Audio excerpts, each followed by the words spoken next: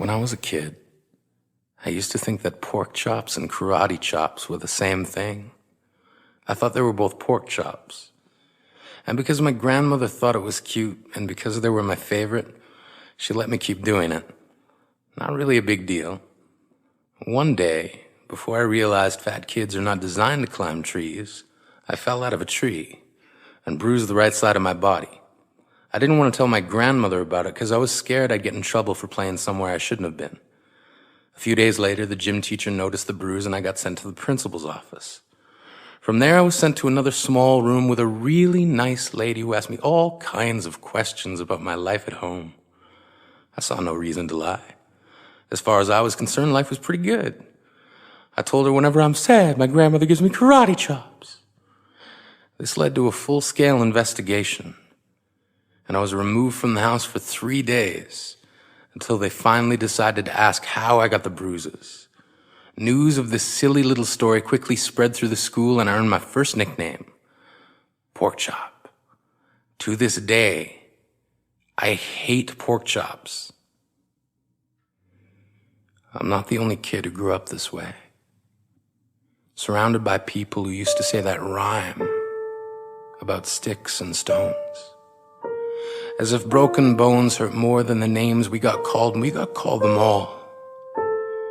So we grew up believing no one would ever fall in love with us, that we'd be lonely forever, that we'd never meet someone to make us feel like the sun was something they built for us in their tool shed. So broken heartstrings bled the blues as we tried to empty ourselves so we would feel nothing.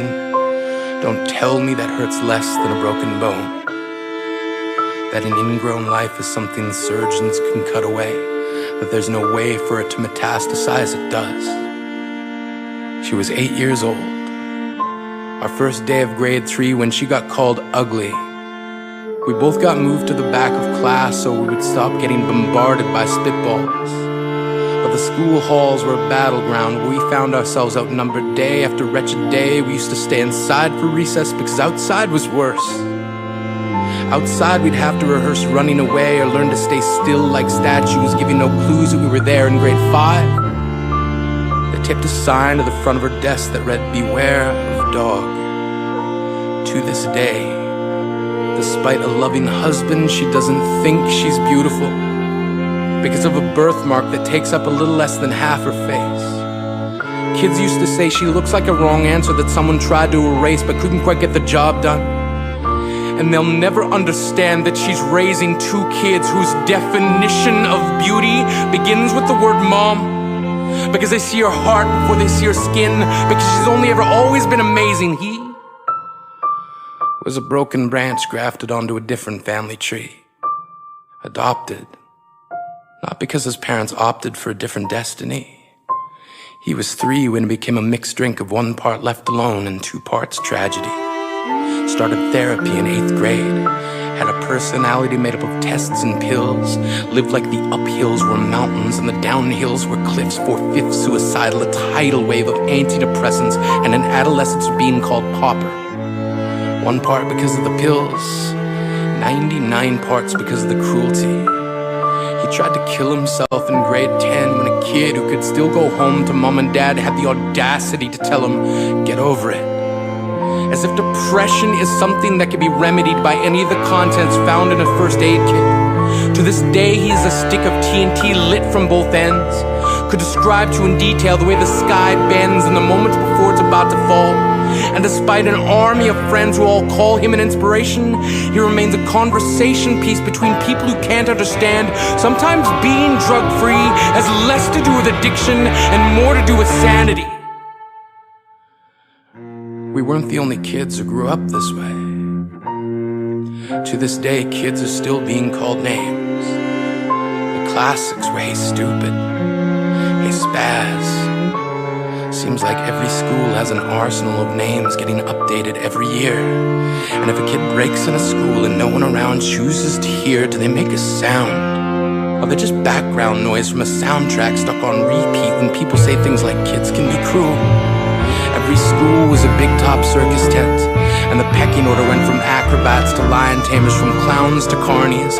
All of these miles ahead of who we were freaks. Lobster claw boys and bearded ladies, oddities juggling depression and loneliness, playing solitaire, spin the bottle, trying to kiss the wounded parts of ourselves and heal. But at night, while the others slept, we kept walking the tightrope. It was practice, and yes, some of us fell. But I want to tell them that all of this is just debris left over when we finally decide to smash all the things we thought we used to be. And if you can't see anything beautiful about yourself, get a better mirror. Look a little closer. Stare a little longer. Because there's something inside you that made you keep trying despite everyone who told you to quit. You built a cast around your broken heart and signed it yourself. You signed it. They were wrong. Because maybe you didn't belong to a group or a clique. Maybe they decided to pick you last for basketball or everything. Maybe you used to bring bruises and broken teeth to show and tell but never told. Because how can you hold your ground if everyone around you wants to bury you beneath it? You have to believe that they were wrong. They have to be wrong. Why else would we still be here? We grew up learning to cheer on the underdog because we see ourselves in them. We stem from a root planted in the belief that we are not what we were called. We are not abandoned cars stalled out and sitting empty on some highway. And if in some way we are, don't worry. We only got out to walk and get gas. We are graduating members from the class of We Made It. Not the faded echoes of voices crying out names will never hurt me. Of course, they did. But our lives will only ever always continue to be a balancing act that has less to do with pain and more to do with beauty.